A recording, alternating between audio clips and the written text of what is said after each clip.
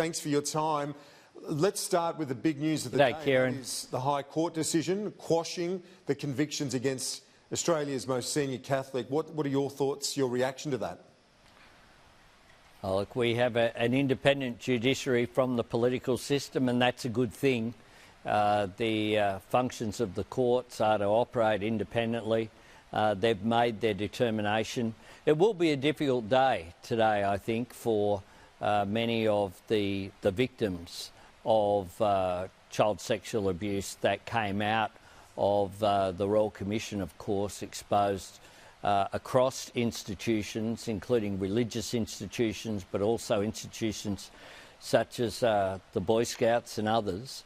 When you have any decisions that relate to those issues, I think it's always difficult, and I'm very proud of being a part of the Gillard government and Julia Gillard's courageous decision to establish the Royal Commission, but we respect decisions of the courts, and it's not up to politicians to comment on them. You've seen, let's get back to the other story which is dominating our focus this week here at Parliament, and that is the coronavirus response. The modelling that's been released, it's encouraging, isn't it, that the curve looks like it's flattening. Are you encouraged by it? Look, I am encouraged. We need to be vigilant, though, as the Chief Medical Officer and others have said.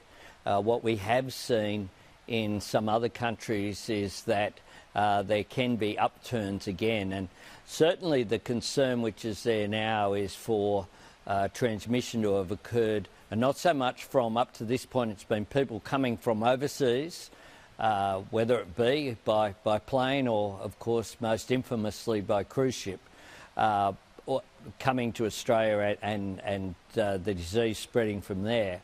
Now it's about community transition, which is why we need to be vigilant and need to continue to work together, all of us as a community, to make sure that we beat this disease and that we can return to normal as soon as possible. Yeah, and the message from the PM and the Chief Medical Officer, and I'm sure yourself as well, over Easter, just stay at home. As for the economic response, will there will be absolutely stay at home and wait for the Easter Bunny to come. Yeah, exactly. There'll be a bit of that at my place. In terms of the economic response, I'm sure they'll visit you, Kieran. We've got the legislation this week.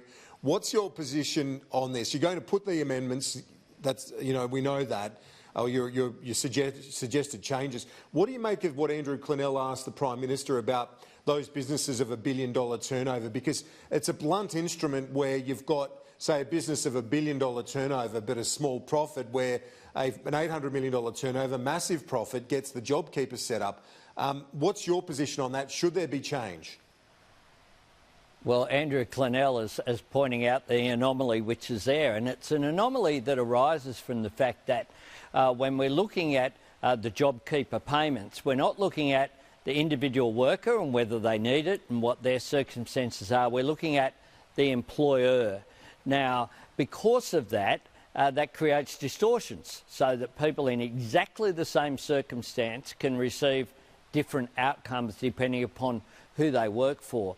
And what's more, it's a bit even more problematic than what the comments I've heard Andrew make and the question he asked of the PM, because in part it can be determined by what the structure of the company is. That is, if a company is structured so that they have a number of BAS payments, rather than as a single entity, then that can make them more likely to be eligible for the JobKeeper payment than a company that is a single entity in the way that they're organised financially.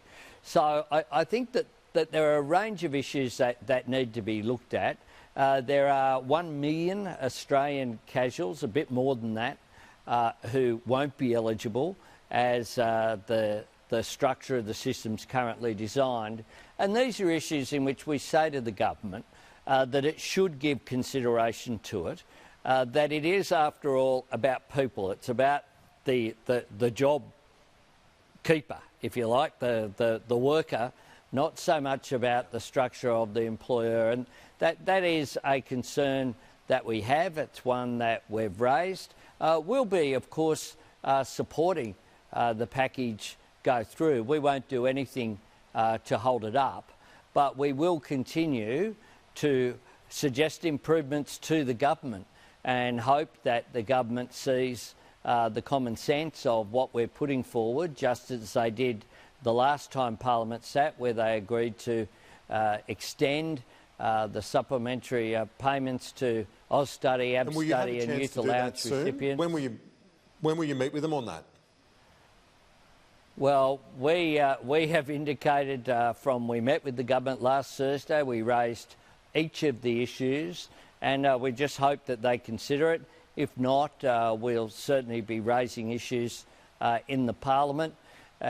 We've made it clear from, I think I spoke to you, Kieran, just hours after it was released and indicated our support for wage subsidies, and that's why we'll be supporting the package at the end of the day. But we do say that no individual or no political party has a monopoly on common sense and on good policy, and they should be prepared to listen, I think, and be flexible. We'll wait and see what happens. There's been some changes worked out in the way that the Fair Work Act will apply. That's been sorted through. So the government has shown a capacity to be flexible. I think they should be, because we shouldn't have workers treated differently depending upon just who their employer is. Mr Albanese, as always, appreciate your time.